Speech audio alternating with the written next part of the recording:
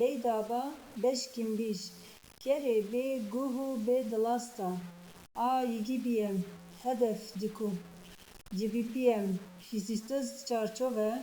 Destpek histiz padişah depşelim got. Mamosteyê min. Ger mirov carekê ji metirsiyekê rizgar bibe, lê dîsa bi gotinên xweş vegere nav heman metirsiyê. Tu li ser vê yekê çi dibêjî? Beydaba bişirî û got: Te pirseke pir baş kir, padişahê min. Mirovê ku carekê ji destê dijmin bifilit e, lê dîsa bi xapandinekê vegere nav devê dijmin. Aqilê wî tune ye. Bila ez bi çîroka kerê bê guh û bê dil vê rastiyê ji te re rave bikim. Padişah serê xwe hejand û beydaba dest pê kir. Çîrok: Kerê bê guh û bê dil şê dikî carekê. Di daristaneke mezin de şêrekî bi navê Karzan dijiya. Karzan şêrekî pir bihez bû, lê rojekê bi fîlekî re şerkir û pir giran birîndar bû. Êdî wî nedikarî nêçîrê bike û ji birçîna ketibû rewşeke xerab. Wa wîkek çeqel li ba wî hebû ku wezîrê wî bû. Şêr got: Hevalê wawêk, ez birîndar im û nêçîr ji destê min nayê. Ez ê ji birçîna bimirim. Çare yekê bibîne.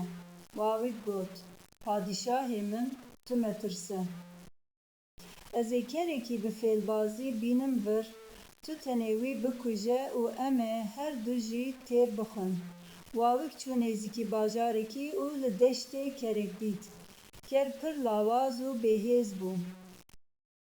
Wawêk nêzîkî wî bû û bi nermî got: Birayê ker, tu çima li vê deşta ziwa bi tenê yî?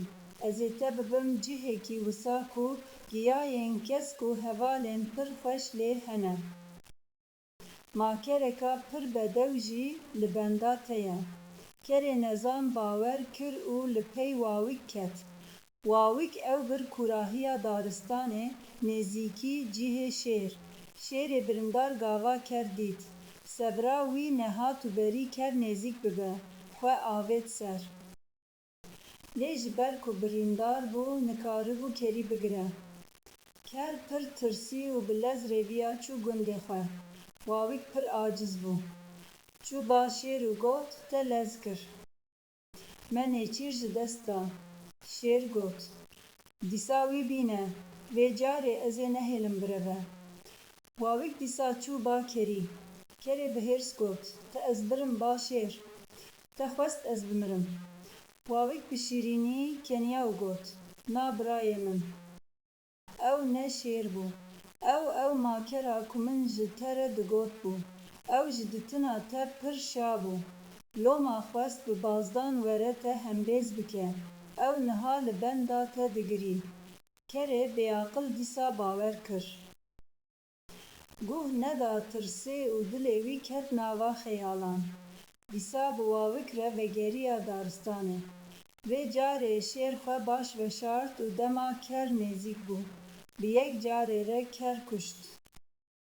Şêr ji wawîk re got: Ez ê herim sirçem xwe bişom. Tu li ba nêçîrê bibe heta ez bem. Dema şêr çû, wawîk bi lez guhên kerî û dilê wî xwarin.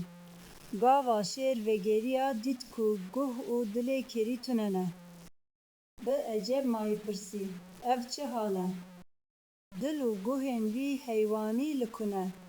Wawîk bi aramî got: Padişahê min, kerekî ku carekê ji devê şêr bifilit e, lê dîsa bi gotinên min vegere vir.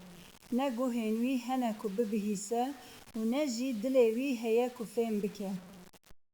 Ger guh û dilê wî hebiya, ma nedihat vir. Şêr fêm kir ku wawîk rast dibêje û her duyan bi hev re nêçîra xwe xwarin. Çarçove kotahî. Îzgis beydaba li padişah nêrî û got: Padişahê min. Mirovê ku ji şaşiyên xwe dersê negire û dîsa vegere ser rêya xerab. Mîna wî kerî ye. Ne gihê wî heye, ne jî aqilê wî. Padişah serê xwe hejand, aha min fêm kir. Yê ku carekê hat xepandin, divê carekê din neyê xepandin. Bêdava bişirî, vê çîrokê re dibêjin, kerê bê guh û bêdil.